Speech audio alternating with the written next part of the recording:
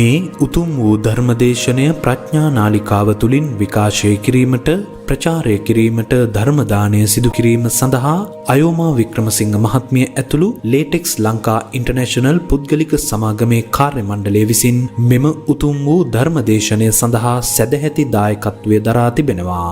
උතුම් වූ ධර්ම දානයන්ගෙන් ජනිත වන්නා වූ මහා පුණ්‍ය ශක්තිය මෙයට වසර 12කට ප්‍රථම අකල්හි ජීවිතෙන් සමුගත් ලේටෙක්ස් ලංකා ඉන්ටර්නැෂනල් පුද්ගලික සමාගමේ අධ්‍යක්ෂකවරයෙකු වූ චන්දන ගමගේ මහතා සිහිකර පවත්වනු ලබන මේ ධර්ම දානමය උතුම් කුසලයෙන් ජනිත වන්නා වූ පුණ්‍ය ශක්තිය එතුමාට අනුමෝදන් වේවා. සැබෑ මනුෂ්‍යත්වයේ තුලින් ගොඩනගාගත් පෞරුෂයකින් සහ සැබෑ නායකත්ව ගතිගුණ වලින් පිරි ව්‍යවසායික වශයෙන් චන්දන ගමගේ මහතා මෙම ආයතනය ස්ථාපිත කිරීමේදී පෙරමුණගත් අතර ඒ මහතාගේ දැක්ම පෙරදරි කරගත් සැලසුම් ක්‍රියාත්මක කිරීම මගින් මෙවන් ගෝලීය ආර්ථික අර්බුදය හමුවේ වුවද නොසැලී සිටිමින් බොහෝ පිරිසකට රැකියා සැපීමටද සැබෑම දේශීය නිෂ්පාදකයෙකු ලෙස රටේ ආර්ථිකයටද ඉමහත් දායකත්වයක් දැක්වීමටද ආයතනය සමත් වී තිබෙනවා. එවන් වූ උතුම් ආදරණීය පුද්ගලයෙකු කෙරෙහි ඇති ගෞරවාන්විත කෘතගුණාත්මක සිතිවිලි පෙරදැරිව ලේටෙක්ස් ලංකා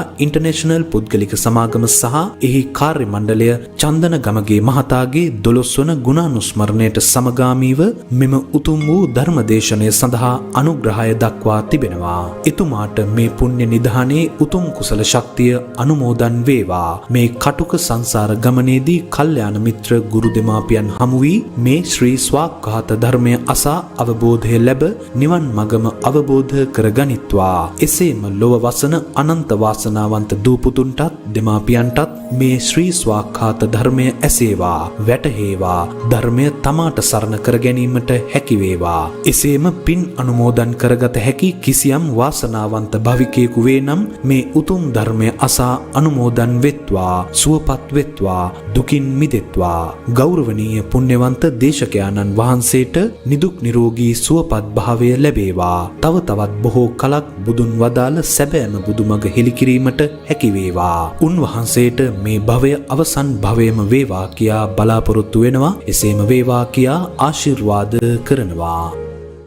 නමෝ තස්සේ භගවතෝ අරහතෝ සම්මා සම්බුද්දස්ස.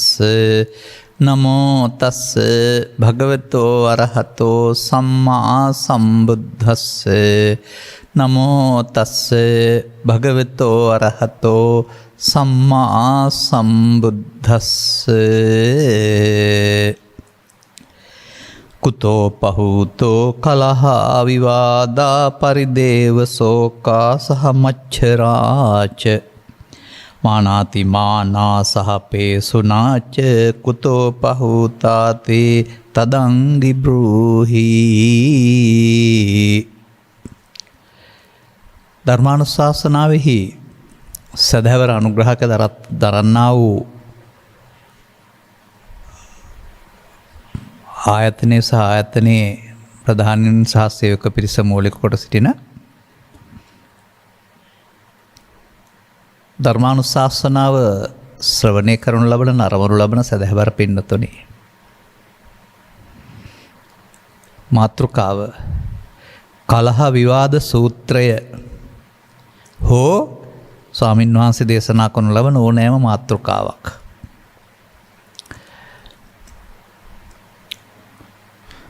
පාලියෙන් තියෙන කලහ විවාද සිංහලෙන් තේරුම් අරගෙන අපි යමු. පාර්ලිමේන්තුව තුළ එකඟ වෙන්න බැරි වුණාම පක්ෂ විපක්ෂ අතර කලහ විවාද, ආයතනයක විසඳගන්න බැරි ගැටලුවක් ඇති වුණාම වැටුප් ආදී දේවල් පිළිබඳව ස්වාමි සේවක පක්ෂ අතර කලහ විවාද. එන්නත හරියට නීත්‍යානුකූලව දිදුන්නේ නැහැ කියලා නිලධාරීන් සහ ජනතාව අතර කලහ විවාද. වීමිල පහලට වැටෙනකොට නිලධාරීන් සහ ගොවියන් අතර කලහ විවාද. නගරයේ තිබුණා වූ දෛනික ඇවිදින් ඉඩකට නැති කාර්යාලවල සේවය කරන අය සඳහා සුව පහසුව පිණිස නගරයේ සකස් කරන ලද මංතීරු ගමට නගරයට ගෙන යාම තුළ ගිහින් වැව් බැමිවල ස්ථාපිත කරන්න යාම තුළ අදාළ නිලධාරීන් සහ ගොවීන් අතර කලහ විවාද. නඩුහබාදී දේවල් සම්බන්ධයෙන් විසඳ ගන්න බැරුව සහෝදර සහෝදරියන් අතර කලහ විවාද. දැන් තේරෙනවනේ. ඔය කලහ විවාද ඇති වුණාට කලහ විවාද මූලය දන්නේ නැහැ. දැන් බුදුරජාණන් වහන්සේ කලහ විවාද මූලය දේශනා කරලා ඇති. ඒ නිසා අපි මේ හැම කලහ විවාදයකටම මූලයක් හොයාගන්න පුළුවන් නම් ඒවා අඩු කරගන්න සමනය කරගන්න පුළුවන් වෙයි කියලා හිතෙනවා. මේක ගාථා 15ක් හෝ 16ක් අඩංගු දිග සූත්‍රයක්. යනුව මේක ලැබෙන කාලය අනුව සියල්ල පාලියෙන් සහ සිංහලෙන් කියමින් කියන්න ගියොත් වෙලාව මදි වෙනවා කියලා මට හිතෙන්නේ. ඒ නිසා ඇතැම් ගාථා පාලියෙන් කියමින් සහ ඇතැම් ගාථාවල තේරුම සිංහලෙන් ගනිමින් අපි මේක මේ තථාගතයන් වහන්සේගේ මේ විග්‍රහය අපට අදාළ ආකාරය හොයාගන්න බලමු. විශේෂයෙන් මේකේ පැහැදිලි කරන්න තථාගත බුදු පියාණන් වහන්සේ වුණාට ප්‍රශ්න කරන කෙනෙක් නැහැ, ප්‍රශ්නේ විතරයි තියෙන්නේ. මොන හේතුවක් නිසා හෝ. ඒ අනුව මේ විදිහේ ප්‍රශ්නයක් තමයි අහන්නේ. කලහයොත් විවාදයොත් කොතනින් උපන්නාහුද? අන්න උපදින තැන හොයන්නේ. පරිදේව ශෝක මසුරුකම් මාන අතිමාන හිස්බස්කීම් මේවා කොතනින් පහළ වෙනවද? ප්‍රාදුර්භූත වෙනවද නැත්නම් කොටක් මොකක් කුමක් මුල් කොටගෙන පහළ වෙනවද? මේ වදාහල මැනව කියලා තමයි ආරම්භ වෙන්නේ. පියාපහූතා කලහ විවාදා කියලා ඔන්න වචනේ තියෙනවා මුලින්ම. මුල් වෙන කාරණාව. ප්‍රියවස්තුන් කෙරෙන් කලහයොත් විවාදයොත් පරිදේව මේවා උපදිනවයි කියලා. ප්‍රියවස්තුන් කෙරෙහි ප්‍රිය දේවල් නොලැබීම කෙරෙහි වෙන්නත් පුළුවන්. ඒ විදිහට තථාගතයන් වහන්සේ ඒ අටම පෙන්නලා මේ අටක් තියෙනවා කාරණා. වැළපීම්, ශෝක, මාන, අතිමාන, පිසුණු බස් කියන මේ දේවල් ඒ ප්‍රිය ස්වභාවය සමග එකඟ වෙන්න බැරි වෙනහම එතන ගැටීමේදී ප්‍රිය විප්‍රයෝගයේ දුක්ඛය වෙන්නේ නැති සමහර විට ඒ කලහ විවාද වශයෙන් උපදිනවා ඇත්තේ. දෙවෙනි එක ලෝකේහි ප්‍රිය වස්තුහු කොයින් උපන්නහුද?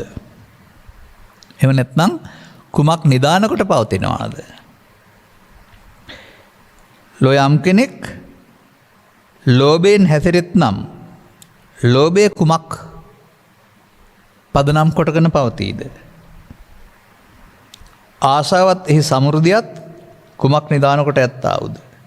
මනුස්සයාට යම් ධර්ම කෙනෙක් පරලොව පිහිට පිණිස වෙත්නම් ඒ ධර්මයෝ කොයින් උපන්නහුද?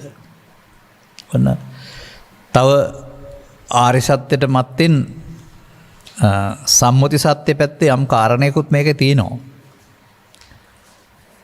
දැන් අපි කාමච්ඡන්ද ව්‍යාපාද තීන මිද්ද උද්ධච්ච කුක්කුච්ච නීවරණ නිවන ධර්ම කියලා කතා කළාට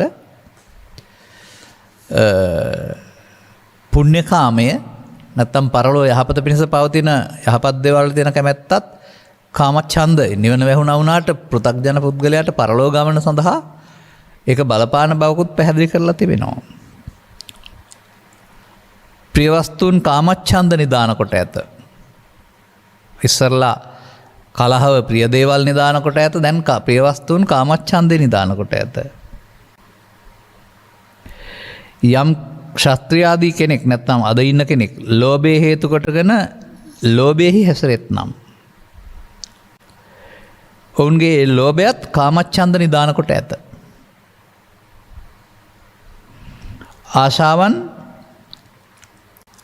ආශාවත් ආසා සමෘද්ධියත් කාමච්ඡන්දයම නිදාන කොට ඇත. ආසාව ඉටු කර ගැනීමත් කැමැත්තක් කියලා පෙන්නනවා. යම් ධර්ම කෙනෙක් මිනිසාට පරලොවෙහි හිත පිණිස වෙත්නම් ඔහුද කාමච්ඡන්ද නිදාන කොට ඇත. අන්න පුණ්‍යකාමී සදහබර පින්නතුනේ. පරලොව අපායන් එක හිත කර කියලා කියන්නේ නෑනේ. පරලොව මිනිසුන් අතර හෝ දෙවියන් අතර හිතකර කියලා කියන්නේ කරපු ක්‍රියාකාරකම් වලට සැප විපාක දෙනවා නම්. විපාක කියන්නේ කර්ම විපාක. එතකොට එහෙනම් පුණ්‍ය කර්මයේ සම්බන්ධයෙන් පවතිනා වූ කැමැත්ත ඒකත් කාමච්ඡන්ද කියන වචනේ පැහැදිලි කර වශයෙන් වදාරලා තිබෙනවා. එතකොට ඒ වුණාට ඒක පරලෝ වශයෙන් ගත් කල දුක් පිණිස දෙන්නේ නැහැ කියලා තියෙනවා. ඒ කියන්නේ පව් කරන කැමැත්ත එහෙම නෙවෙයි. එහෙමනම් පරලෝ යහපත පිණිස වෙන්නේ පුණ්‍ය ක්‍රියාවන්හි යෙදීම සහ ඒවයින් විපාක ඇත කියන පුණ්‍ය ක්‍රියාවන් මමත්වයෙන් ගැනීමේ කැමැත්ත. ඒක නිවනට බාධාවක් වුණාට පු탁ජන පුද්ගලයාට සසර ගමනේ මම කියන්නේ පින සසරට කියලා.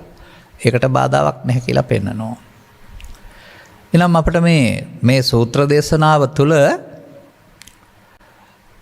පොදුවේ මිනිස් මනසේ මූලිකත්වය හැඟීම් ආරම්භක ස්ථාන පිළිබඳ විමර්ශනයක් ගවේෂණයක් කරන්නේ. ඒකයි අර මුලින් වදන ටිකක් මම හැමුනේ හැමතැනම කලහ විවාද තිබුණාට ඒවැ ප්‍රශ්න තියෙන්නේ ඔතන නෙමෙයි.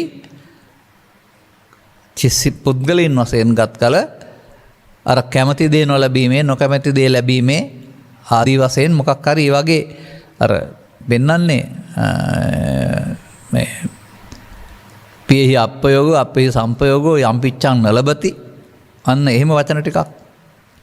එහෙම නැත්නම් ඒ ඔක්කොම ඊට පස්සේ පෘථග්ජන ස්වභාවය තුළ අංකිත වෙන පංච උපාදානස්කන්ධා දුක්ඛ.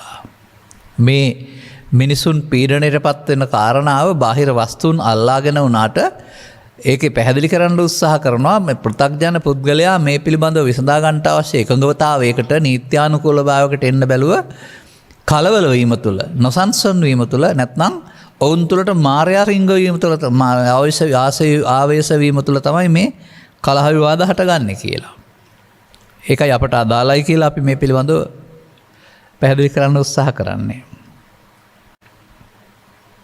චන්දානු ලෝකස්මින් කුතෝ නිදානෝ විනිච්ඡා චාපි කුතෝ පහූතා කෝදෝ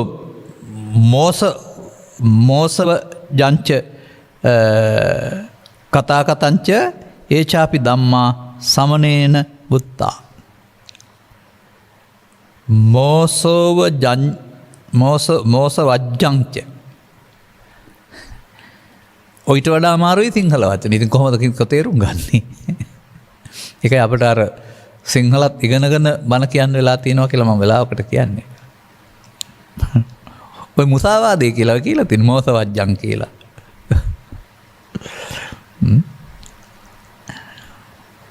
ලෝකෙහි දැන් අහනවා අර ඊළඟ අර හේතුඵල ක්‍රමයට යන්නේ. දැන් ඉස්සර වෙලා ප්‍රිය ස්වභාවයේ කාමච්ඡන්දේ මුළු දැන් කාමච්ඡන්දේ කුමක් නොකට උපදිනවද?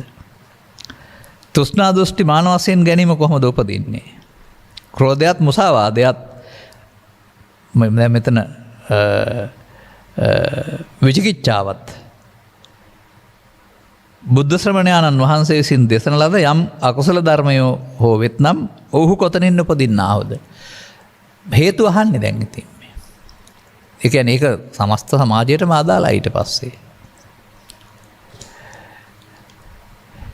ඔන්න ලස්සන වචනයක් තියෙනවා. සාතං අසා තන්ති අමාහු ලෝකේ තමුපනිස්සාය පහෝති ඡන්தோ රූපේසු දිස්වා විභවං භවංච විනිච්ඡයං කුරුතේ ජන්තු ලෝකේ. ඔන්න ඕක හට ගන්න හැටි පෙන්නනවා.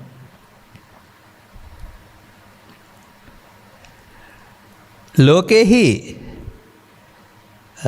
සැපයි දුකයි යමක් කියත්නම් ඒක කෙරෙහි කැමැති අකමැති වේදනා සාත කියන්නේ ප්‍රිය අප්‍රිය කියන කාරණා වේදනා නිසා කාමච්ඡන්දේ උපදින්නේය.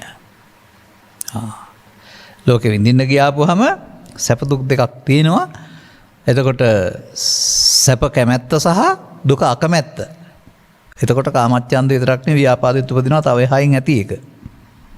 මේ නිවරණ ධර්ම සිතේ හැටගෙන හොල්මන් කරන ආකාරයේ මිනිසාගේ සමගිය සමාදානයේ බිඳ තමා ඔවුන් අතර ප්‍රශ්න දුරදිග ගෙනියන ආකාරය තමයි මේ ලස්සන විග්‍රහයක් තියෙන්නේ. ලෝකෙහි සත්තතමේ භූතෝපාදය රූපයන්හි විනාශයත් උදයක් දැක තෘෂ්ණා දෘෂ්ටි විනිශ්චය ගන්නේය. ඔන්න තව ලස්සන ගන්න. භූතෝපාදාය රූපයන්හි. භූත උපාදාය. භූතයන්ගෙන් හටගන්නා වූ රූපයන්ගේ හට ගැනීම විනාශය. තමන්ට පේන්න තියෙන තමන් ප්‍රිය කරන අප්‍රිය කරන මේ කාරණාවල ඒවා තමයි භූතෝපාදාය. භූතයන්ගෙන් හටගත්තා වූ කියන එක. ඒවයේ සමුදය වැය නැත්නම් ඇතිවීම නැතිවීම. දැක අන්න තෘෂ්ණා දෘෂ්ටි විනිශ්චය කරන්නේ. ඒක කෙරෙහි තණ්හා දිට්ඨි වශයෙන් ඇලීමක් ගැටීමක් අට ගන්නවා. එතකොට මොකද වෙන්නේ?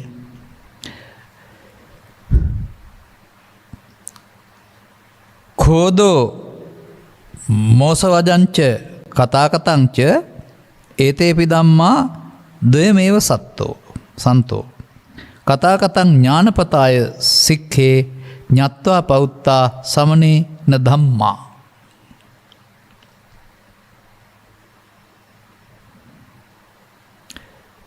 ක්‍රෝධය සහ මුසාවාදය විචිකිච්ඡාව යන මේ ධර්මයෝ කැමැති අකමැති වේදනා දෙක ඇතිවෙත්ම උපදිත්.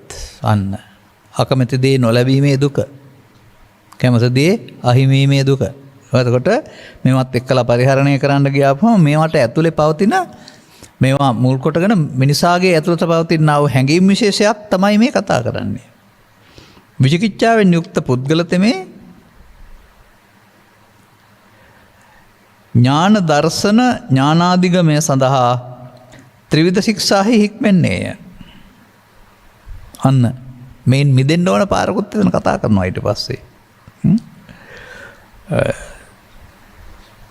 බුද්ධ ශ්‍රමණයන් වහන්සේ විසින් අනිත්‍ය ආදී විසින් දැන ධර්මයෝ දේශන ලද.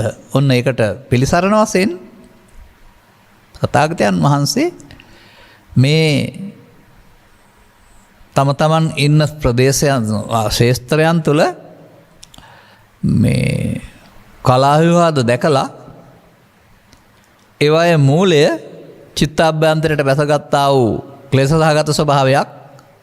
එහෙම නැත්නම් ඒවා කෙරෙහි ඇලීම ගැටීම මුල් කොටගත්ත මමත්වයෙන් ගත්ත ස්වභාවයක්. ඒ මමත්වයෙන් ගත්ත ස්වභාවය තුළ රාජ්‍ය දෙකක නායකින් දෙදෙනෙක් අතරින් පටන් අරගෙන පල්ලෙහාටම යනකොට මේ දෙපිරිසක් කියන කාරණය තුළ එකග වෙන්න බැරි කාරණය නිසා කලහ විවාද හට ගන්නවා. එහෙනම් ඒ කලහ විවාද නවත්තන්න පුළුවන් කමක් නැහැ ඒ දක්මෙන් බලන තාක්කල්. නමුත් ඒකේ අභ්‍යන්තරය හොයලා බලුවාම මේකට සිත මුල් වෙලා, ලෝභය මුල් වෙලා, ද්වේෂය මුල් වෙලා, මමත්වය මුල් වෙලා, උපාදානය මුල් වෙලා අර කලහ විවාද දුකට හේතුව මේ පෙන්නන්නේ. අන්න එහෙමයි හොයාගන්න ඕන. එතකොට ඔබ පිළිගන්නවද මේ ලෝකේ කවුරු හරි අතර සහෝදර දෙන්නෙක් අතර හරි අමුසැමියන් දෙදෙනා අතර හරි තවත් ඒ වගේ දෙපිරිසක් අතර හරි වාද විවාද පැන ගැනීම පරුස වචන පිසුනා වාච කියවෙනවා නම් ඒක සැපක් කියලා. අන්න බුදු සමයේ දුක. හේතුව උපාදානය. උපාදානයයි දුක් ගෙනත් දෙන්නේ. එතකොට මේකේ වගේම මම අර ඉදිරිපත් කරපු උදාහරණ ටික ඔස්සේනෙත් පෙන්නනවා පෘථග්ජනයින් වාසය කරන ඒ බඳු සමාජයක් තුළ එහෙම නැති තැනක් නැත. හැමතැනම මේ ප්‍රශ්න ඇති කර ගැනීම වැටුප් පිළිබඳව හරි රජය සමග විදුහල්පතිවරුත් කොක්කක් දාගෙන ඉන්නවා. ඒ සාමාන්‍ය සමාජයේ කොක්ක දාගන්නවා කියලා. එතකොට කොක්ක දාගැනීමේදී පුද්ගලයන් තමයි අපට පේන්නේ පුද්ගලයන්ගේ ඇතුලේ පවතින්නේ ලෝභ දේශ මොහ ක්‍රියාත්මක වෙලා කියන එක. එතකොට තථාගතයන් වහන්සේකට විසඳුමක් නීත්‍යානුකූල විසඳුම් නැත්නම් විසඳ ගන්න හැමෝගෙම යහපත සඳහා. නමුත් ඇතුළතින් ඒ සඳහා අනිත්‍ය ආදී විසින් දැන එහෙමත් පැත්තක් තියෙනවා. ඒ මොනවද අනිත්‍ය?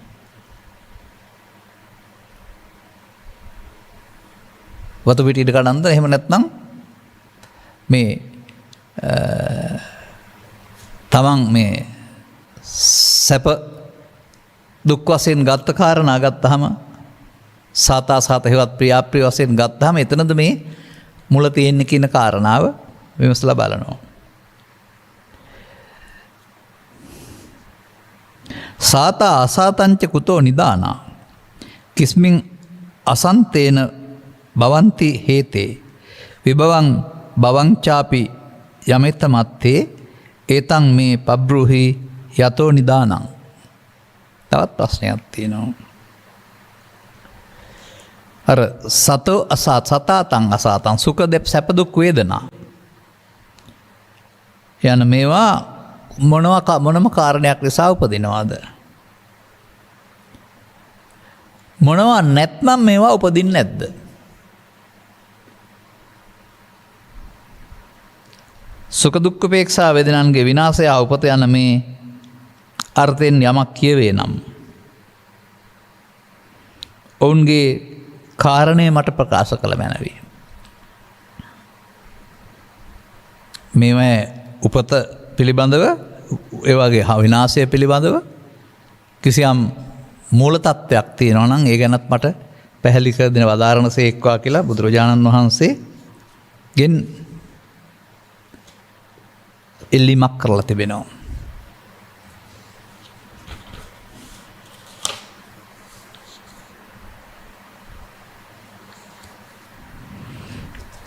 පස්ස නිදානං සාතං අසාතං පස්සේ අසන්තේ භවಂತಿ හේතේ විභවං භවංචාපි යමේත මත්තේ ඒතං තේ පබ්‍රෝමි ඊතෝ නිදානං. පැහැදිලි කිරීමකුත් කියනවා. සුඛ දුක් වේදනා ස්පර්ශයේ මුල් කොටගෙන තියෙනවා අය. ස්පර්ශය අහිමි වෙනකොට ඒ වේදනා නැතු වෙනවා. නමුත් ඔය අහිමි වෙනවා කියන එකේ තේරුම මේ ඒ මොහොතට නැති වෙනවා කියන එක නෙමෙයි. ටිකක් එහාට පස්ස නිරෝධා කියලා පැහැදිලි කරලා තියෙන්නේ. කැමති අපේ දේවල් වල විනාශය සහ මේ විනාශය හා ඉපදීම යම් අර්ථයක් නම් මේ පහස කරුණු කොටගෙන උපදින නම් ඒ අරුත පහසක් ස්පර්ශය කියන වචන ටිකක් එහාට ගිහින් තියෙනවා පහස විඳී මුල් කොටගෙන කියන කාරණාව.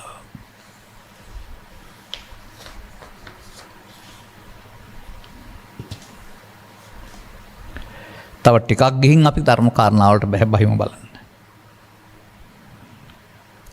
පස්සානු ලෝකස්මින් කුතෝ නිදානෝ පරිග්ඝාචාපි කුතෝ පහූතෝ කිස්මින් අසන්තේන මමත්ත මත්ති කිස්මින් විභූතේන පුසන්ති පස්සා. ලෝහි කියන්නේ ඔය ඇහැට කන නාසයට දිවට කට ගැටෙන කාරණාවලදී ස්පර්ශය කුමක් නිදාන කොට ඇද්ද? තණ්හා දිට්ඨි පරිග්‍රහයවත් දැඩිව ගැනීමට මූලික වුණ කාරණාව මොකක්ද?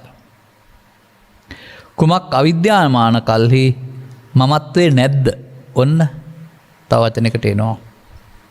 කුමක් ඉක්මයත්ම ස්පර්ශයෝ නොපහස්නාහුද? පහස නැති වෙන්නේ කොහොමද කියලා අහනවා. මෙන්න මීළඟට දැන් අපි හොයාගන්න වෙනවා. නාමංච රූපංච පටිච්ච පස්සා ඉච්ඡා නිදානානි පරිග්ඝානි ඉච්ඡායසන්ත්‍ය මමන්ති මත්ති රූපේ විභූතේන පුසන්ති පස්සා.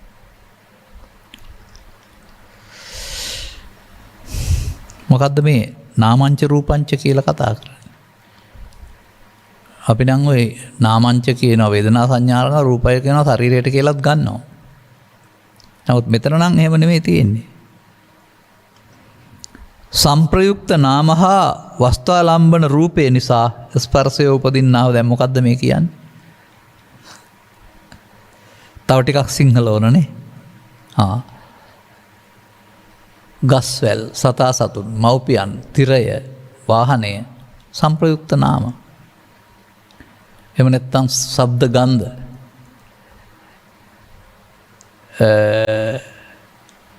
ඒවා සිතේ පහළවීම සඳහා ඇසේ කනේ නාසයේ මේවා උදව්වෙන් පහළ වෙනවා රූපයක්. ආලම්බන රූපේ. අරවට නාම රූප කියලා තියෙනවා. ඒක සිතේ පහළ වෙනවා කියලා පෙන්නනවා. එතකොට මේක පෙන්වන්නේ තවත් දෙකකින් ගන්නවා නම් ප්‍රසාද එකක් අර ගෝචර වස්තුන්ගේ සෙවණැල්ල රූපය ස්පර්ශය. ස්පර්ශය උපදින්නාහ. අන්න එතෙන්දී ඒවට ඇතිවෙන්නා වූ ඇලීම ගැටීම ඒකට කියනවා තණ්හා දිට්ඨි වශයෙන් ගැනීම කියලා.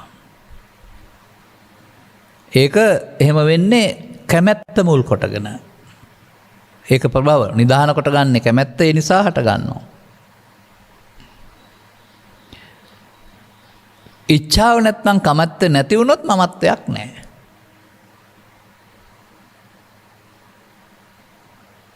රූපේ ඉක්මයාත්ම ස්පර්ශයෝ පහසු වීම නැත්නම් ස්පර්ශ වීම හමු වීම සිදු වෙන්නේ නැහැ. දැන් තව ටිකක් අපි විතන සමස්ත විග්‍රහයකට යන්න වෙනවා. දැන් බලන්න මෙතන මොනවද තියෙන්නේ කියලා. අව්ව වැස්ස පින්න ගැන, රජ්ජුරුව ගැන, සමාජය ගැන, ඉතිහාසය ගැන මොනවත් කතා කරන්නේ නැහැ. මිනිසුන් එදිනෙදා කටයුතු කරන්නට යාම තුළ ඔවුනොවුන් දෙපිරිසකට පත්වීම තුළ මතය එකඟ වෙන්න බැරිවීම තුළ ඔවුන්ගේ සිත් හට ගන්නා වූ හැඟීම් විශේෂයක් ගැන තමයි මේ කතා කරන්නේ. මිනිසා පිස්සෙක් කරනු ලබන මිනිසාගේ චිත්ත සංතානයට අයිති නැති සුදුසු නැති නමුත් මිනිසාට තුළ බලෙන් රැඳී ඉන්නා වූ මේ බලවේග ටික මිනිසුන්ට සුවසේ ජීවත් වෙන්න දෙන්නේ නැතුව ඕනෑම තැනක ප්‍රශ්න හදනවා මේ කියන්නේ. අර මම ඉදිරිපත් කරපු අවස්ථා කීප විතරක් නෙමෙයි. ගුරු ශිෂ්‍ය අතර එහෙම නැත්නම් බිරිඳ සහ සැමියා අතර ඕන තැනක තථාගතයන් වහන්සේ දකිනවා කිසියම් ආකාරයක කලහ විවාදයක් තිබෙනවා නම් ඒක සංසුන් බව ආදරය ගරු කිරීම මූලික කොටගෙන හට ගන්න දෙයක් නෙවෙයි කියලා. අපට පේනවා දෙපිරිසක් වීම තුළ මේ කායන් දෙපිරිසක් වීම තුළ නෙමෙයි මේ කතා කරන්නේ. මතයන් දෙකක් තමයි ගැටෙන්නේ. මතයන් දෙකක් ගැටෙන්න යාමේදී මතේ ජයග්‍රහණ කරන්න ගියාපුවම ඊට අදාළ පහසුකම් හැකියාවන් වත්කම් යොදා ගන්නු ලබනවා. උපක්‍රමශීලී වෙනවා. එතකොට ඇතමෙක් ඒක උපක්‍රමශීලීත්වය යොදා ගන්නවා ජයග්‍රහණය කරන්න, තව කෙනෙක් උපක්‍රමශීලීත්වයෙන් මර්ධනය කරනවා. රට පුරා ලෝකේ පුරා රටවල් වල තියෙන යම් යම් ගැටලු නිරාකරණය කරන්නට ඒවා 100%ක් විසඳුම් දෙනවද? ජල ප්‍රහාර හෝ කඳුළු ගෑස් ප්‍රහාර කරලා විසඳනවද? වෙඩි තබා ඝාතනය කරනවද කියලා බලන්න සමාජයේ. ඒවට විසඳුම් හොයන්න ඔවුන් පාවිච්චි කරන අමානුෂික ස්වභාවයන් බුදු සමයට කෙසරම් එකඟ වෙන්න පුළුවන්ද? දැන් මේ සමාජයට මේක ඔහොම විසඳගන්න කියලා හරියන්නේ නැහැ එහෙම. නමුත් පෞද්ගලිකව විසඳගන්න පුළුවන් විදියක් මේකේ තියෙනවා. අනේ ඒක අපි මෙතන තේරුම් ගන්න වෙනවා. අපි පුද්ගලයන් වශයෙන් වැඩෙනවා. එවිට අපි මව්පියන් දූ දරුවන් වශයෙන් ස්වාමි සේවක හද මෙහෙම සම්බන්ධතාව පවත්වනවා. එතකොට මව්පියන් අතර දූ දරුවන් අතර සුහද සම්බන්ධතාවයක් තුළ ඔවුන්ගේ දියුණුවට මං පෑදෙනවා. ස්වාමි සේවක සම්බන්ධතාවයක් තුළ ආයතනයේ දියුණු වීම තුළ මානවහිතවාදීව කටයුතු කරනවා නම් එතකොට ඒ ස්වාමි පක්ෂයටත් අභිවෘද්ධියක් සැලසෙනවා, සේවක පක්ෂයටත් තෘප්තිමත් ජීවිතයක් ගත කරන්න පුළුවන් වෙනවා. එහෙනම් ඒ හැම කටයුත්තකදීම දේශ හිතයිති, මානව හිතවාදී, සේවක හිතවාදී කියන මේ ආකල්පයන්ගෙන් බැහැර වෙන්න කියලා තථාගතයන් වහන්සේ වදාරන්නේ. එම වුණාම ඇතිවෙනා වූ අකමැත්ත තුළ තමයි කලහ විවාද හටගන්නේ. ඒක කලහ විවාද ආපහු ලෝභයෙන්, ද්වේෂයෙන්, මෝහෙන්, බලයෙන් මර්ධනය කිරීමම තවත් අඥාන ක්‍රියාකලාපයක් වශයෙන් තමයි මේකේ පැහැදිලි කරන්නේ. නමුත් ඒ බඳු ප්‍රශ්නයක් සම්බන්ධයෙන් කලහ විවාදයට යන එක හිතකර වෙන්නේ නැහැ. ඊට මෙහා පැත්තෙන් මේ සඳහා නම්‍යශීලී වෙලා ආයතනයක නම්, නිවසේ නම්, යම් තැනක නම් ඒ විසඳුම දෙපිරසටම අසාධාරණයක් නොවන ආකාරයට කතා බහ කරලා සාධාරණ විසඳුමකට එන්න පුළුවන් නම් ඒ තමයි මානසික විප්ලවය, නැත්තම් මිනිසුන් විසින් කරන්න ඕන දේ. ඔය බුරා ගන්න අය, හපා ගන්න අය, ඇන ගන්න අය එහෙම තියෙන සමාජෙ මම දැකලා තියෙනවා. ප්‍රශ්න විසඳ ගන්න බැරුව බලය පාවිච්චි කරනවා. තමන්ට තියෙන බලය.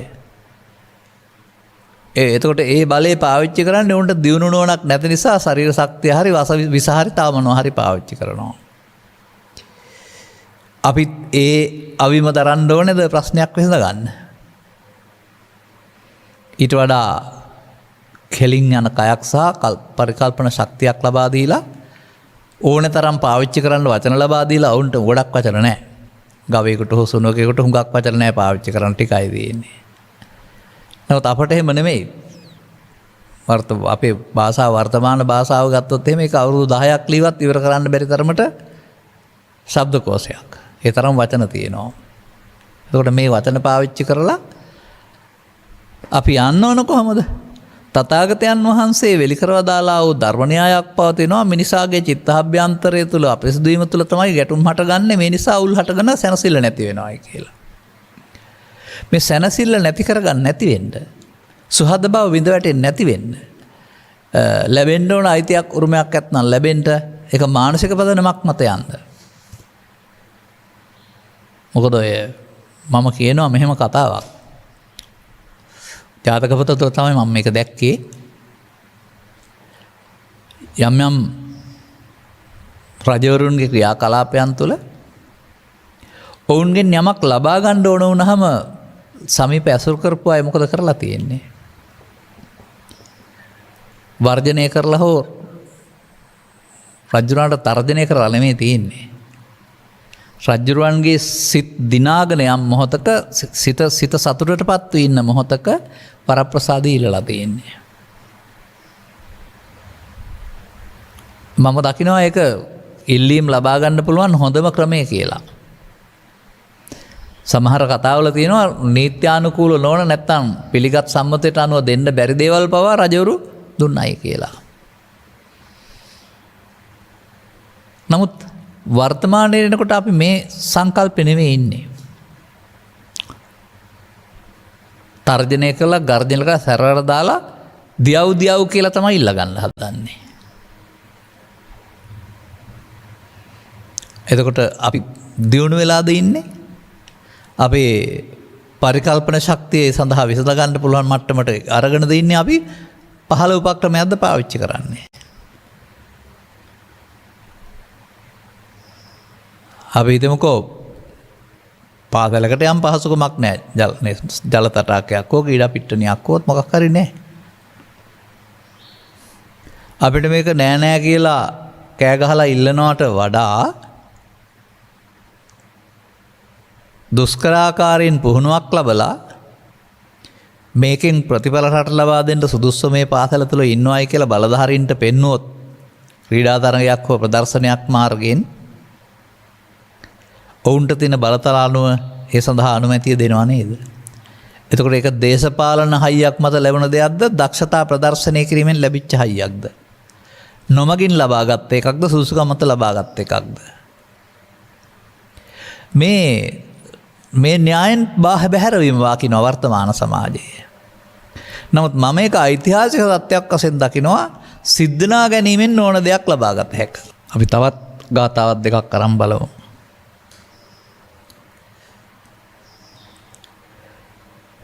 කතං සමේතස්ස විභෝති රූපං සුඛං දුක්ඛං වාපි කතං විභෝති ඒතං මේ බ්‍රෝහි යතා විහෝති තං ඥානිස්සාම හිතේ මේ මනෝ අහු.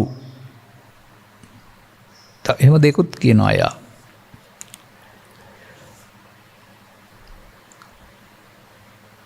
කෙසේ පිළිපන් කෙනෙකුට රූපේ නොවේද? සැපදුක් හෝ විදීම් කෙසේ නොවේද? මෙම රූප සැපදුක් යන තුමන යම්සේ නොවේ නම් ඒ ආකාරය මට වදාළ මැනවේ. මාය දැන ගැනීමට කැමතියි. මොකද මේ අහනව ඇත්තේ? රූප තණ්හා, ශබ්ද තණ්හා, ගන්ධ තණ්හා, රස තණ්හා මේ රූපත් එක්කලා ඇතිවෙන්නා වූ ඇලීම් ගැටීම් වෙන්නේ කොහොමද? එහෙම නොවෙනවා නම් කොහොමද වෙන්න පුළුවන්?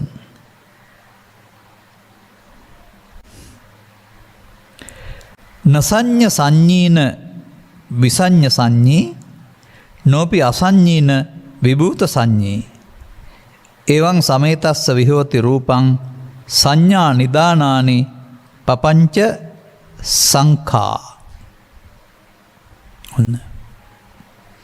ඔන්න දැන් ගැඹුරට ඇවිදින් තියෙනවා අර ප්‍රශ්නේ. එහෙම කෙනෙකුට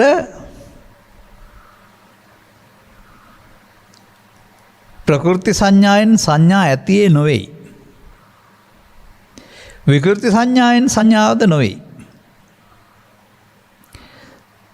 සංඥා විරහිතද නොවෙයි. ඉක්ම වූ සංඥා ඇතියේද නොවෙයි.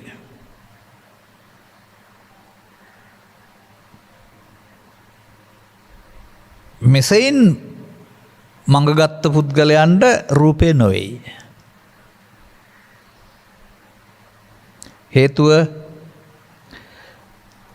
තණ්හා දිට්ඨි මානාදී ක්ලේශ ධර්මයන් සංඥා නිදාන කොට ඇති හේනේ. එතකොට සංඥාවක්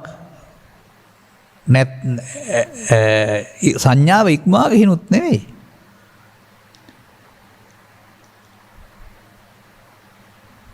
ප්‍රකෘති විකෘති වශයෙන්. ඒ කියන්නේ මොකද මේ කියන්නේ? මේ හැම ක්‍රියාකලාපයක්ම එකට අරගන්න. මේ විස්තර කරපු කුතෝ නිදානං කියන පදේ ඔස්සේ ඇවිදින් මේ හැම ක්‍රියාකලාපයක්ම දැක ගන්න. තථාගතයන් වහන්සේ වදාහරනවා සංඥාව මමය, මම සංඥාවය, මම සංඥාව තුළ මායත, මා තුළ සංඥාව ඇත. අන්න සංඤි විසංඤි සංඥාවට ඇලෙන ගැටෙන ආකාරය. එනිසාම අපි මේකේ දකිනවා මේ ලෝකෙත් එක්කලා ගනුදෙනු කරන්න අපට ස්වරූපයක් දීලා තියෙනවා. ඒක ස්වයංක්‍රීයව ලැබුණ දෙයක් වශයෙන් මම දකින්නේ. ලෝකෙට අපි ඉපදුනා නම් ලෝකේ වර්ග ಜಾති පහක් තියෙනවා නම් ඒ පහ අඳුරා ගන්න අපට දුන්නේ නැත්නම් අසාධාරණයිනේ. යම් කිසි පාප කර්මයක් හේතුනකොට යමෙකුට යම් අංගයක් අඩු වෙලා තිබුණොත් එහෙම ඒක ඔවුන්ගේ වරදක් කරුණාම නැත්නම් මේවා හඳුනා ගන්න ක්‍රමයක් අපට දීලා තියෙනවා. මේ හඳුනා ගැනීම සහ ක්‍රම අතර සම්බන්ධතාවයේ බිඳී යන්නේ නැත්නම් මේ ගැටලුව නැහැ. දැන් බුදුරජාණන් වහන්සේ පැහැදිලි කර වදාරන්නේ මේ සම්බන්ධතාවයේ සුහදව පවත්වාගෙන යන්න පුළුවන් ස්වභාවයක් තියෙනවා නොබිඳී.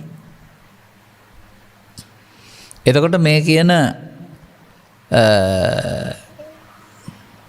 අපි කතා කරපු අර සැප දුක් විඳීම් වේදනා එමත් නැත්නම් ඒවට අදාළ පුද්ගලයන් සමග පැටලීම් හේවත් කලහ විවාද හටගන්නේ නැහැ. ඒ නිසි ලෙස පරිහරණය කරන්නට අවශ්‍ය අවබෝධය නැතිකම නිසා අනිසි ලෙස මේවත් එක්කලා ඇති කරගන්නා ඇලීම තුළින් ඒකත්වයේ දිත්තයක් බවට පත් වෙනවා. මිතුරා හතුරා බවට පත් වෙනවා. හරි දේ වැරදි දේ බවට පත් වෙනවා. කැමති දේ අකමැති දේ බවට පත් වෙනවා. එහෙම වීම තුළ අපේ සිත්හි මේවට අදාළ වැරදි කල් සංකල්පයක් ජනනය වෙනවා. ඒ බාහිර සිද්ධීන් සමග සීමාව ඉක්මවා ඇති කරගන්නා වූ ඇලීමක්. ඒ ඇලීමත් සමග සිත අපිරිසිදුවීම ආරම්භ වෙනවා. එමත් සමග ක්ලේශ ධර්මයන් ක්ලේශ පරිදාහය ක්ලේශ හටගන්නවා සහ ක්ලේශ පරිදාහය හටගන්නවා. ක්ලේශ කියන්නේ ක්ලේශ ධර්මයන්, පරිදාහය කියන්නේ දැවීම. ඒවල් බාහිර ලෝකෙ තිබුණු දේවත් නෙමෙයි, අපි ළඟ තිබුණු දේත් නෙමෙයි. ඒ නිසා ඒකට කියනවා තණ්හා මාන දිට්ඨි වශයෙන් ගැනීම කියලා. අතරමැද සිද්ධිය. අර එළියේ මේ දේවල් තිබෙනවා, අපේ සිතේ හඳුනාගන්න සිතුවිලි පහළ වෙනවා. ගැටලුවක් නැහැ. නමුත් කලුගුණා සුදුගුණාට බැඳහම කලුගුණා බැඳලත් නැහැ, සුදුගුණා බැඳලත් නැහැ, බන්ධනේ වෙන මේකක්. ඒ නිසා දෙන්නටම ගැලවීමකුත් නැහැ. එහෙනම් මේ ද්‍රව්‍ය සම්බන්ධ සිද්ධියක් නෙමෙයි තථාගතයන් වහන්සේ පැහැදිලි කරව දාරන්නේ. සිද්ධි සම්බන්ධ සිද්ධියක් නෙවෙයි. ඒවා සම්බන්ධයෙන් චිත්තයට ගන්නා වූ හැඟීම් සම්බන්ධ සිද්ධියක්. එතකොට විකෘති සංඥාවෙන් අරගෙනත් බෑ, ප්‍රකෘති සංඥාවෙන් අරගෙනත් බෑ, සංඥාවක් නැත්තේත් නෑ.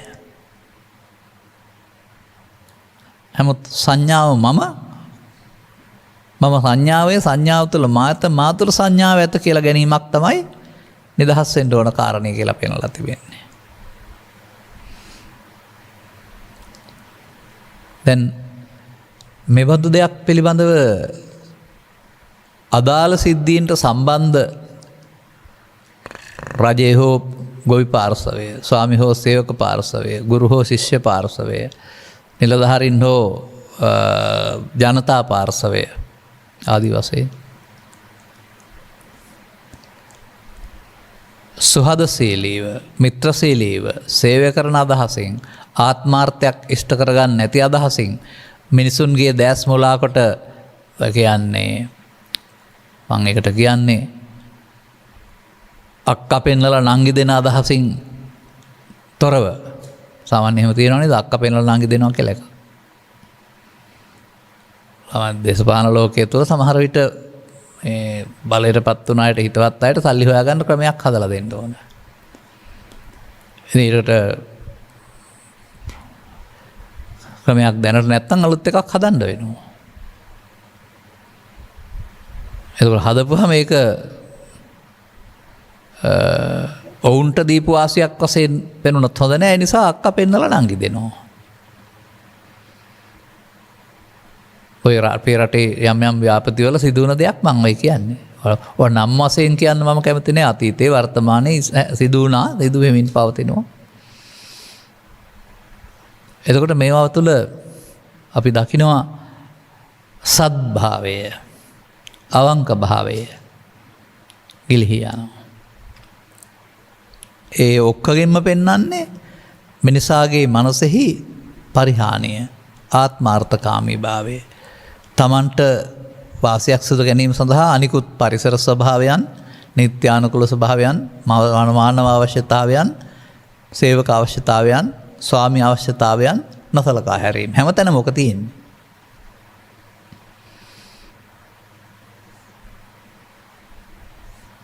අර මිනිසා කුසීතකම් මෙලවි වැටි පරාද වී යනවා කියලා කිව්වා වගේ මිනිසාගේ සිත් අපිරිසිදු වීම තුළ තමයි මේ සටන් බිම එළියට එන්නේ. සාමාන්‍යයෙන් මම ඔය 1933ට විතර ඉස්සෙල්ලා සමාජය තුළ ඔය මිනිසා අතර, මිනිස් වර්ගය අතර දියව් කියන ද්වේෂසහගත සංකල්පය එළියට ආවා කියලා දැකලා නැහැ.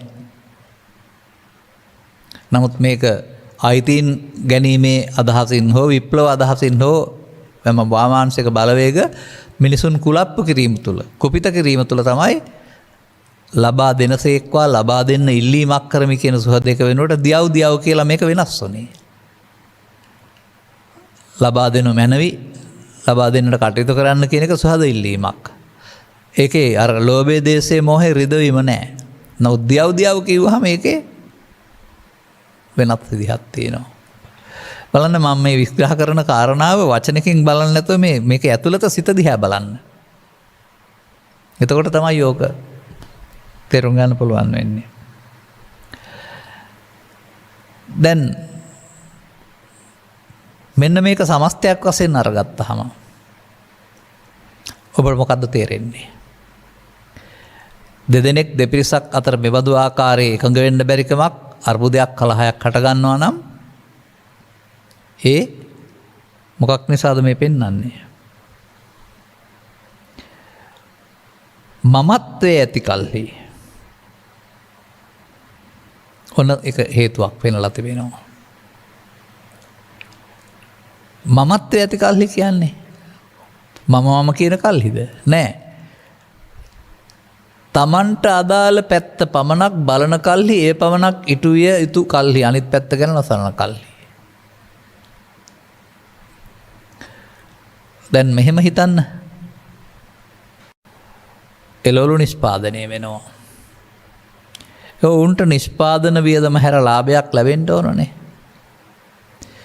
බෙදා හැරීමේ පාරිභෝගිකයෝ ඉන්නවා. පාරිභෝගිකින්ටත් ඕක සාධාරණ මිලකට ගන්න ඕන. ගිනි කන මිලක් ගියොත් ඔවුන්ට අමාරු වෙන්නේ. මේ දෙගොල්ලම බේරන්න ඕන නේද? කුණු කොල්ලෙට විකුණන්න ගියොත් නිෂ්පාදනය අතහරි. විකුණා ගන්න බැරුව ගියොත් නිෂ්පාදනය අතහරි. අන්න එහෙම මේකේ තියෙනවා ප්‍රමිතියක් නැත්තම් මධ්‍යස්ථ බවක්. ඉතින් වර්තමානයේ යම් කාරණාවලදී මේ මධ්‍යස්ථ බව අමතක වී ගින් තියෙනවා. විශේෂයෙන් හාල් වලට සීනි වලට එහෙම.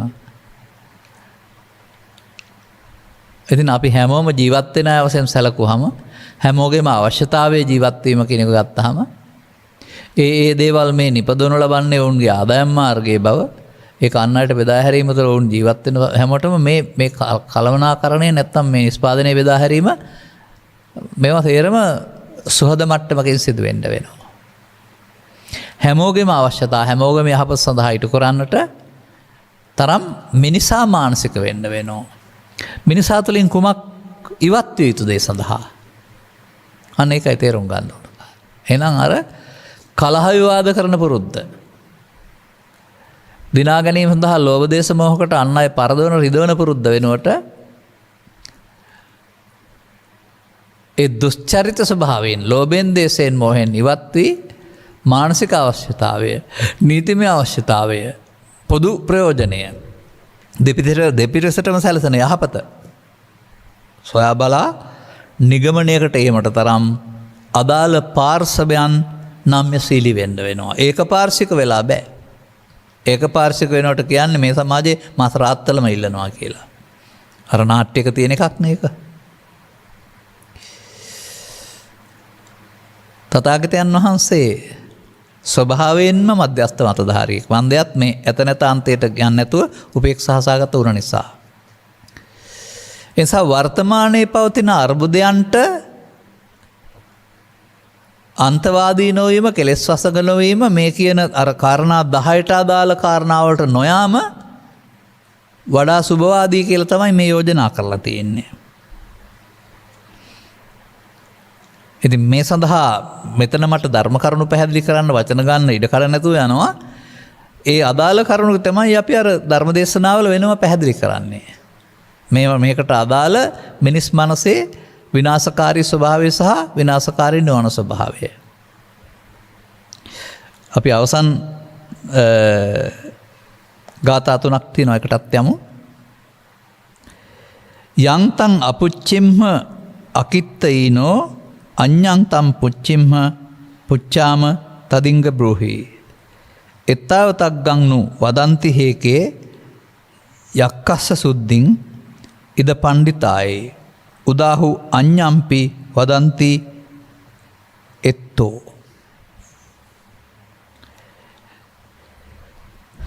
යන්තං අපුච්චිම්ම අකිත්තායිතෝ. ඔව් අපි යමක් විචාලා නම් ඔබ එක පැහැදිලි කළා. තවත් කාරණයක් විචාරන්න කැමති. ඔවුන් බලාපොරොත්තු වන ප්‍රශ්නට උත්තරේ හම්බ වුණා කියලා පෙන්නන ඔවුන්. එයද අපට පැහැදිලි කර දෙනවා නම් හොඳයි. මේ ලෝකෙහි ඔන්න දැන් යනවා අපි කතා කරන අධ්‍යාත්මික පැත්තේ තියෙන කලහ විවාද නැත්තම් මතිමතාන්තරකෙහි. මේ ලෝකෙහි පඬිතමානී ඇතැම් බහන බමුණු කෙනෙක්. ඔන්න දැන් ඔය ඒ සමාජයේ දර්ශන සම්බන්ධයෙන් කතා කරන අය. මේ අරූප සමාපatti මාත්‍රයෙන්ම සත්වයාගේ අග්‍ර සුද්ධියයි කියයි. නොහොත්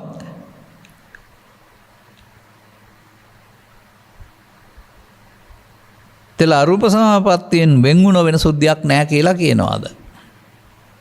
මේකත් බුදුන් වහන්සේගේ අවධානයට යොමු කරපු කාරණයක්. ලොව පඬිතමානී ඇතැම් මහණුබණු කෙනෙක් අරූප සමාපatti ඒ තමයි ප්‍රථම පරිශුද්ධත්වේ නැත්තම් අග්‍ර සුද්ධිය කියලා කියනවා. දැන් මේ මොකක්ද අහන්නේ? මේ ඒ වන විට ඉන්දියානු සමාජයේ අධ්‍යාත්මික ගවේෂණය තුළ තිබුණා වූ මතිමතාන්තර. කොහොමද මේක තථාගතයන් වහන්සේ පැහැදිලි කරලා තිබෙන්නේ? උන්වහන්සේ මේ ප්‍රශ්න වලට විසඳුම මේ හැඟීම් වල සල්ලේකේ නැත්තම් සංසිඳීම කියලා පෙන්වලා තිබෙනවා. ඒවා අපට අයිති නෑ. අපි අමානුෂික වෙනවා, මායයට යටත් වෙනවා. මේවා අසසා මේ හට ගන්නවා. මේවා නැත්තම් මේ ගැටලුව විසඳ ගන්න පුළුවන් සුහද මාර්ගයක් තියෙනවායි කියලා.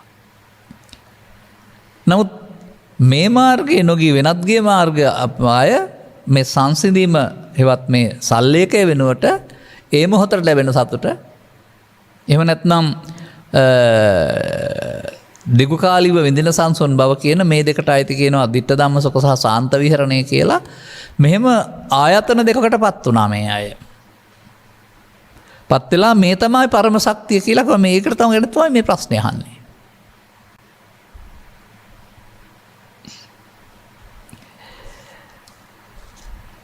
ඒකටත් උත්තරයක් දෙනවා. මේ ලෝකෙහි පඬිතමානී ඇතැම් මහණ බමුණුගේ කරූප සම්පatti මාත්‍රයෙන් සත්වයාගේ අග්‍රසුද්ධිය කියයි. ඔවුන් අතර ඇතමෙක් ශේෂ සහිතවම ඔය උපදිශේෂ සහිතව තමයි ඔය ආයතන තියෙන්නේ. කියන්නේ හේතු සහිතවම ඒක සුද්ධත්වේ නැත්නම් ශේෂ තිබුණාට ශූන්‍යවාදයේ බව ආකාසානංචායතනේ නැත්නම් ඒව තමයි ශේෂ සහිත බවක් උච්ඡේද බව කියලා කියන්නේ. ඒක පරම සුද්ධිය කියලා කියනවා. ඒ වගේම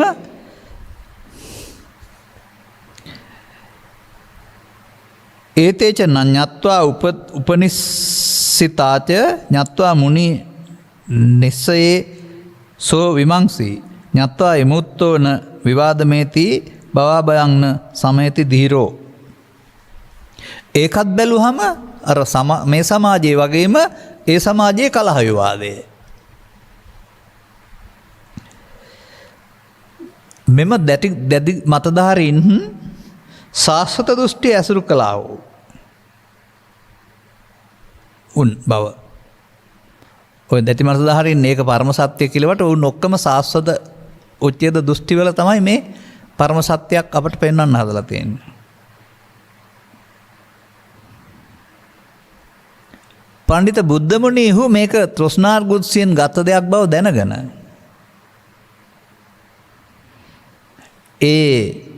ඒවායේ පවතිනා වූ මුලාවෙන් මිදීම සඳහා ඒවාම අනිත්‍ය ආදී විසින් දැනගන්න ඕන ආකාරය හේතු සහිත මිදීමෙන් වෙනුවට ඒ කියන්නේ අපි කියනවා ඒකට උපාදිශේෂ කියලා තියෙනවා. එහෙම නැත්නම් අනුපාදිශේෂ කියලා වචනයක් පාවිච්චි කරනවා.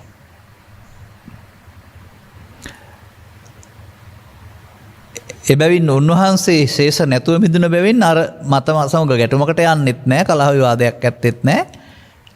ඔවුන් මේ පිළිබඳව පැහැදිලි කරන කරුණ වැරදි කියලා පැහැදිලි කිරීමට බයක් වෙන්නෙත් නැහැ.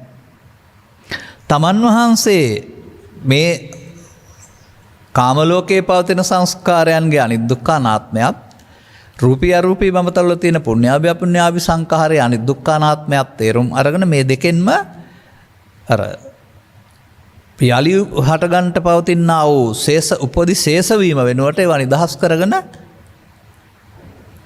මේ දෙකට අදාළ නැති සාස්වත උච්චි දෙකට අදාළ නැති මධ්‍යම ප්‍රතිපදාවකින් පුනර්භවයට නොවන තැනකට ඇවිදින් තිබෙනවා.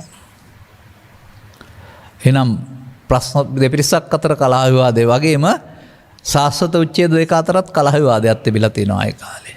එහෙනම් බුදුරජාණන් වහන්සේ උභවන්තේ අනුපගම්ම මජ්ක්‍ධිමා පටිපදා මේ දෙකටම අහු වෙන්නේ නැති හේතුඵල ධමයක් දේශනා කරලා තිබෙනවා.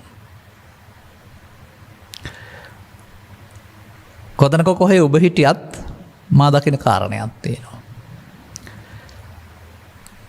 උගත්කම හරි ධනවත්කම හරි ධනයේ අවශ්‍යතාවය හරි මේවා නෙමෙයි ප්‍රශ්න ඇති කරන්නේ. ප්‍රශ්න ඇති කරන්නේම මේ ක්ලේශ ධර්මයන්. ඒ නිසා බෞද්ධ සමාජයක් තුළ ක්ලේශ ධර්මයන් පදනම් කොටගෙන ජයග්‍රහණය ලබන්නට යාම පිරිහීමේ ලක්ෂණයක් කරුණාම ඒක අර දෙපසට හිත කර වෙන්නේ නැහැ. ප්‍රශ්නයක විසඳුම දිගු කල් පවතින්නට නම් ඔවුනොවුන්ට සුහදශීලීව ඔවුනොවුන්ගේ අපේක්ෂාවන් ඉටු වෙන ඔවුනොවුන් අමනාප නොවන නොබිඳෙන තත්ත්වයක් තුළ විසඳ ගන්න වෙනවා. එබැවින් කවුරුත් එබඳු ගැටලුවලදී සාධාරණ වීම මානසික වීම කියන කාරණා බුදු සමයෙන් ඉගෙනගෙන මතක තබා ගන්න. බුදු සමය ඉගෙන ගත්තේ නැති නිසා තමයි මේ ප්‍රශ්න ඇති වෙන්නේ. ඔබට ඔබ ඉන්නා වූ අපි ඉහතින් සඳහන් කළා වූ ඕනෑම ආයතනයක තැනක සිටිනවා නම් ඒ හැම තැනදීම මීට වඩා ලේ නරක් කරගන්න ප්‍රතිපදාවට යන්නේ නැතුව සාධාරණ සහ නීත්‍යානුකූල ප්‍රතිපදා තුළ ලෞකික මෙන්ම ලෝකෝත්තර අභිවෘද්ධිය විනාශ නොවන ආකාරයේ අනුගමනීය ප්‍රතිපදාවක් ගන්නට අවශ්‍ය චින්තන ශක්තිය ඇති කර ගන්නට මෙම කලහ විවාදවල මූලය පැහැදිලි කරන්න දරූ උත්සාහය තුළ එබඳු මූලයකින් ප්‍රශ්න විසඳන්න නැතුව ඉන්න ඔබට ශක්තිය ධෛර්යය ලැබේවායි කියලා ප්‍රාර්ථනා කරමින් මම මේ කරුණු පැහැදිලි කිරීම මෙසේ අවසන් කරනවා. මෙහි පවතිනවා විශේෂ කරුණක්. මේකට අදාළ අනුග්‍රහක බවතුන්ගේ ප්‍රාර්ථනයක් තියෙනවා. ඔබ මේ පෙන්නපු කලහ විවාද වලට අදාළ නැති ඒක නැති තත්ත්වයක් තමයි මේක තුළ මා දකින්නේ. මේ උතුම් ධර්ම දේශනය සඳහා සැදැහැති දායකත්වය දරනු ලබන්නේ අයෝමා වික්‍රමසිංහ මහත්මිය ඇතුළු ලේටෙක්ස් ලංකා ඉන්ටර්නැෂනල් පෞද්ගලික සමාගමේ කාර්ය මණ්ඩලය විසිනි. අරමුණ මේට වසර 12කට ප්‍රථම අකල්හි ජීවිතයෙන් සමුගත් ලේටෙක්ස් ලංකා ඉන්ටර්නැෂනල් පුද්ගලික සමාගමේ අධ්‍යක්ෂවරයෙකු චන්දනගම්ගේ මහතා සිහිකර පවත්වනු ලබන මෙම ධර්ම දානමය උතුම් කුසලයෙන් ජනිත වන්නා වූ පුණ්‍ය ශක්තිය එතුමාට උපහාර පිණිස අනුමෝදන් වීම පිණිස වේවා. මෙන්න ලස්සන ටික වචන ටිකක් තියෙනවා සමාජයට දැනගන්න. සැබෑ මානුෂ්‍යත්වය තුලින් ගොඩනගාගත් පෞරුෂයකින් සහ සැබෑ නායකත්ව ගතිගුණ වලින් පිරි ව්‍යවසායකයෙකු වශයෙන් චන්දනගමගේ මහතා මෙම ආයතනය ස්ථාපිත කිරීමේදී පෙරමුණගත් අතර ඒ මහතාගේ දැක්ම පෙරදරි කරගත් සැලසුම් ක්‍රියාත්මක කිරීමේ මගින් මෙවන් ගෝලීය ආර්ථික අර්බුදයක් හමුවේ උවද නොසැලී සිටිමින් බොහෝ පිරිසකට රැකියා සැපයීමට සැබෑම දේශීය නිෂ්පාදකයකු ලෙස රටේ ආර්ථිකයට ඉමහත් දායකත්වයක් දැක්වීමට එම ආයතනය සමත්ව ඇත. එවන් වූ උතුම් ආදරණීය පුද්ගලයෙකු කෙරෙහි ඇති ගෞරවාන්විත කෘතගුණාත්මක සිතුවිලි පෙරදැරිව ලේටෙක්ස් ලංකා ඉන්ටර්නැෂනල් පෞද්ගලික සමාගම සහ එහි කාර්ය මණ්ඩලය චන්දනගමගේ මහතාගේ 12 වන ගුණානුස්මරණයට සමගාමීව මෙම උතුම් ධර්ම දේශනය සඳහා අනුග්‍රහය දක්වා ඇත. එතුමාට මේ පුණ්‍ය නිදානයේ උතුම් කුසලයේ ශක්තියෙන් අවශ්‍ය නම් අනුමෝදන් වේවා. මේ කටුක සංසාර ගමනේදී කල්යාණ මිත්‍ර ගුරු දෙමව්පියන් හමු වී මේ ශ්‍රී ස්වාක්කාත ධර්මය අසා අවබෝධය ලැබ නිවන් මඟ අවබෝධ කරගනිත්වා. එසේම ලෝ වසන්නා වූ අනන්ත වාසනාවන්ත දූ දරුවන්ට දෙමව්පියන්ට මේ ශ්‍රී ස්වාක්කාත ධර්මය සේවා වැටහේවා. ධර්මයේ තමාට සරණ කර ගැනීමට හැකි වේවා. එසේම පින් අනුමෝදන් කර හැකි කිසියම් වාසනාවන්ත භවිකයෙකු වේ නම් මේ උතුම් ධර්මය අසා අනුමෝදන් වෙත්වා සුවපත් වෙත්වා දුකින් මිදෙත්වා.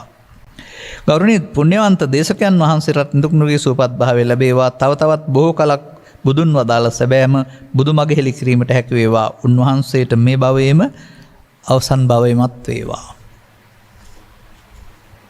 එතකොට කලහ විවාදයක් නැති ආයතනයක අය කලහ විවාදයේ ලෝකයේ විනාශයට මගය ආයතනයක අසමීකට මගය කියන කාරණාව පැහැදිලි කරමින් අදාළ අයට ඉන් ආදර්ශය ගන්නට අවශ්‍ය ධර්ම කරුණක් පැහැදිලි කළා. මූලිදායකත්වය ධර්ම දේශනා කරවා ගැනීම තුළ ඔවුන් බලාපොරොත්තු සඵල වේවා. ආයතනයක් වශයෙන් ගත් කළ ආයතන ප්‍රධානී මහත්මියට සහ සේවක මණ්ඩලයට දෙගොල්ලන්ටම රටට ජාතියට බරක් නැති මෙහෙවරක් කරන්න ලැබේවා. ඒ සද්දූරදර්ශී ක්‍රියාමාර්ගයේ අරමීට මූලික වුණා වූ 12 පරලෝසෙපත්වන්ට යෙදුණා වූ මේ චන්දනගමගේ මහතාගේ 12 වන සංවත්සරයේදී එතුමන් ප්‍රමුඛ පරලෝසෙපත් විවිධ ඥාති වර්ගයාට පින් පිණිස වේවා. සද්ධර්මස්වය කරන්නා වූ ඒ හැම දෙනාටමත් අනිකුත් හැම දෙනාටමත් ස්වකීය ජීවිතයේ අවුල් ඇති කිරීමට මූලයේ බාහිර වස්තු වල නැති බව තමන් තුළ බව දැනට තේරුම් අරගෙන ඒට හැඟීමට වහල් නොවි කටයුතු කරමින් මානසිකත්වය ඉස්මතු කර ගනිමින් සැබෑ බෞද්ධ සමාජයක විසඳුම ලබා ගැනීමට අවශ්‍ය අවබෝධය ලබා ගැනීමට හේතු වාසනා වේවා කියලා හැමෝම අදිෂ්ඨාන කරගන්න ප්‍රාර්ථනා කරගන්න. සබ්බිහිතයෝ වජ්ජන්තෝ සබ්බ රෝගෝ විනස්සතෝ මාතේ බවත් අන්තරායෝ සුඛී දීඝායුකෝ බව හැම දිනාටම තෙරුවන් සරණයි. මෝහක්ඛයෝ නිබ්බානං